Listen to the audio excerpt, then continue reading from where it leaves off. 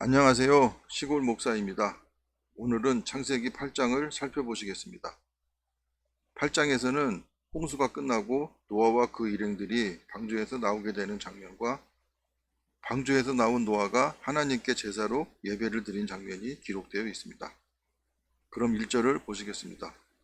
하나님이 노아와 그와 함께 방주에 있는 모든 들짐승과 가축을 기억하사 하나님이 바람을 땅 위에 불게 하심에 물이 줄어들었고, 기억하사의 히브리어 자카르는 평상시에는 잊고 있다가 갑자기 생각하는 것이 아니라 항상 마음속 깊이 새기고 있는 상태를 의미합니다. 그리고 바람이 땅 위에 불게 하셨다라는 것은 바람에 의한 물의 증발 작용뿐 아니라 바람으로 물을 바다로 보내는 작용까지 병행되었을 것이라고 봅니다. 아무튼 홍수를 발생시킨 것과 회복시킨 것 역시 초자연적 역사입니다. 기품의 샘과 하늘의 창문이 닫히고 하늘에서 비가 그침에 창세기 7장 11절에서 열렸던 샘과 하늘의 창이 닫혔다는 것입니다.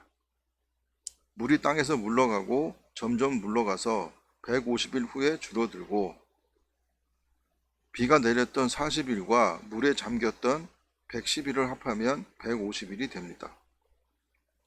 일곱째 달 곧 그 달 11의 날에 방주가 아라랏산에 머물렀으며, 일곱째 달 곧 그 달 11의 날, 즉 7월 17일은 물이 빠지기 시작한 날이 150일 후부터였기에 한 달을 30일로 계산하게 되면 홍수 발생일인 2월 17일부터 150일째가 되는 날입니다.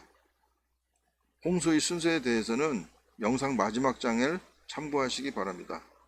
그럼 5절을 보시겠습니다. 물이 점점 줄어들어 열째 달 곧 그 달 초하룻 날에 산들의 봉우리가 보였더라. 열째 달 곧 그 달 초하룻 날은 10월 1일로 홍수 발생 224일째가 되는 날입니다. 한 달을 30일로 계산하면 10월 1일에서 2월 17일을 빼게 되면 224일이 됩니다. 아라랏산의 높이를 해발 5100m로 보았을 경우 홍수 최고 수위는 5107m가 될 것이기에 물이 거친 기간인 164일로 나누게 되면 실제로 홍수 수위는 하루에 평균 3.1m 정도씩 낮아졌음을 알 수 있습니다. 현재는 에베레스트 산이 8848m로 제일 높은 산이지만 이 산은 홍수 때 생겨난 것으로 보기에 방주가 걸려 있다고 보는 아라랏산이 노아 때는 제일 높은 산이라고 봐야 할 것입니다. 현재 아라랏산 1700m 부근에 반이라는 호수가 있는데 그곳에 바다 물고기인 청어가 살고 있다고 하기에 예전에 이곳이 바다였음을 증명할 수 있겠습니다. 6절을 보시겠습니다. 40일을 지나서 노아가 그 방주에 낸 창문을 열고 까마귀를 내놓음에 까마귀가 물이 땅에서 마르기까지 날아 왕래하였더라. 까마귀는 젖은 땅에 또 앉는다고 하는데 찻길에 죽어있는 동물들을 먹어 치우기에 로드킬 청소부라고도 불립니다. 8절 보시겠습니다. 그가 또 비둘기를 내놓아 지면에서 물이 줄어드는지를 알고자 하매, 비둘기는 귀속성이 강해서 통신수단으로 많이 사용한다고 합니다. 온 지면에 물이 있으므로 비둘기가 발붙일 곳을 찾지 못하고 방주로 돌아와 그에게로 오는지라. 그가 손을 내밀어 방주한 자기에게로 받아들이고, 비둘기는 마른 땅에만 앉는 특성이 있다고 합니다. 10절 보시겠습니다. 또 7일을 기다려 다시 비둘기를 방주에서 내놓음에 저녁 때에 비둘기가 그에게로 돌아왔는데 그 잎에 감람나무 새 잎사귀가 있는지라. 이에 노아가 땅에 물이 줄어든 줄을 알았으며, 감람나무는 올리브 나무를 말합니다. 성경을 중국어로 번역할 때 그 나라에 올리브 나무가 없었기에 그와 흡사한 감람나무로 번역을 한 것입니다. 중국어 성경을 그대로 번역한 우리나라 성경에는 올리브를 감람이라고 그대로 번역해서 올리브산을 여러분들이 들어서 잘 아시는 감람산이라고 기록한 것을 알 수 있겠습니다. 12절을 보시겠습니다. 또 7일을 기다려 비둘기를 내놓음에 다시는 그에게로 돌아오지 아니하였더라.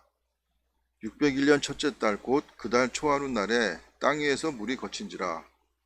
노아가 방주 뚜껑을 제치고 본즉 지면에서 물이 거쳤더니 601년 첫째 달 곧 그 달 초하루 날은 노아가 601세가 되던 해 1월 1일로서 홍수가 발발한 지 314일째가 되는 날입니다. 둘째 달 21의 날에 땅이 말랐더라. 둘째 달 21의 날은 홍수가 발발한 지 370일째 되던 날로 방주가 아라랏산에 머문 지 약 220일째이고 물이 거친 것을 확인한 지 약 7일째가 되던 날이 되겠습니다. 15절을 보시겠습니다.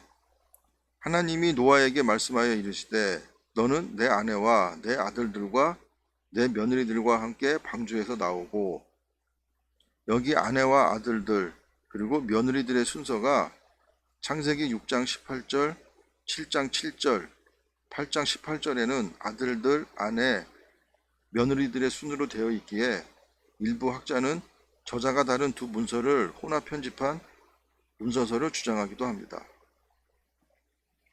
너와 함께한 모든 혈육이 있는 생물 곧 새와 가축과 땅에 기는 모든 것을 다 이끌어내라. 이것들이 땅에서 생육하고 땅에서 번성하리라 하시매, 노아가 그 아들들과 그의 아내와 그의 며느리들과 함께 나왔고 땅 위의 동물 곧 모든 짐승과 모든 기는 것과 모든 새도 그 종류대로 방주에서 나왔더라. 전승으로 전해지는 노아의 홍수에 관한 이야기들이 있는데요. 먼저는 길가메시 서사시에 그 홍수에 대한 기록이 있다고 합니다. 이 서사시는 세상에서 가장 오래된 서사시로 BC 2000년경 바벨로니아에서 기록된 것이라고 합니다. 두 번째로는 하와이 원주민의 전설에 노아의 홍수가 전해 내려오고 있다고 합니다. 세 번째로는 중국 묘족 구전 설화인데 이곳에도 창조와 타락, 바벨탑 사건과 노아의 홍수까지 같은 내용이 전해지고 있다고 합니다. 20절을 보시겠습니다.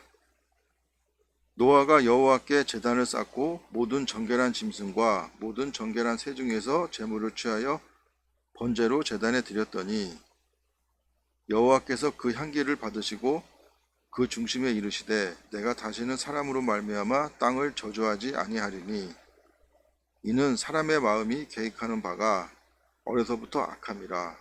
내가 전에 행한 것 같이 모든 생물을 다시 멸하지 아니하리니. 사람의 마음이 계획하는 바라 함은 인간이 태어날 때부터 지니고 나오는 인간성, 사고 구조 등을 의미합니다. 그리고 어려서부터 악함이라는 말은 각 개인의 도덕적인 죄가 아닌 인간의 근원적인 원죄를 의미합니다. 마지막 절인 22절을 보시겠습니다. 땅에 있을 동안에는 심음과 거둠과 추위와 더위와 여름과 겨울과 낮과 밤이 쉬지 아니하리라. 추위와 더움, 여름과 겨울이 모두 처음으로 나오는 말로 홍수로 인해 파괴된 자연 질서와 생태계의 균형을 원상태로 회복시키겠다는 약속으로 보시면 되겠습니다. 하나님은 공의의 하나님이시기에 하나님의 언약은 반드시 이루어집니다. 그리고 우리의 기도가 응답되지 않을 때 낙심하는 경우가 많은데, 그럴 때는 기도가 하나님의 뜻에 합당한지를 먼저 살펴보아야 할 것입니다. 우리의 간구가 하나님의 뜻에 합당하다면 하나님께서는 그 소원을 반드시 이루어 주실 것입니다. 오늘도 평안하시길 소망합니다. 감사합니다.